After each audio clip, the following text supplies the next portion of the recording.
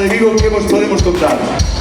Se sempre nos alegra vir a un campo de festa, se sempre nos dá forza e alegría vir a un campo de festa como de Lamas, donde evidentemente a Orquesta Solara xa nos sentimos pois como na casa, porque xa estivemos o ano pasado e outros anos, pois para nós iso é, mira, ten un doble filo, é unha alegría, pero tamén é un compromiso, e falo sobre todo ca Comisión de Festas e cos veciños, porque cando volven a contar ca mesma orquesta para o ano seguinte, o noso error sería pensar, bueno, volvemos a Lamas, xa está todo feito.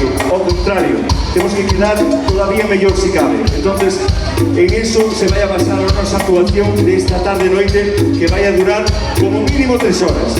Antes de arrancar o baile, por favor, si é moi importante para nós, brindarlle un fortísimo aplauso ás mozas e aos mozos da Comisión de Festas de Lamas. Que fenómenos, como traballan, como sonríen. Prometemos que a Orquesta Solara temos máis ganas, máis ímpetu e máis forza que nunca. O sea que iso vais a demostrar neste campo de festas.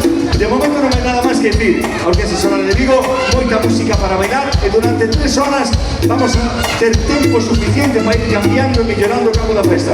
Únicamente vos pedimos cercanía, sonrisa, moito baile e moita alegría. Benvidos. Casi esta noite estrenamos unha cumbia preciosa de Marc Anthony y Nati Peluso. Se llama Como el Idilio, para los buenos bailadores de Lamas, que vienen de fuera.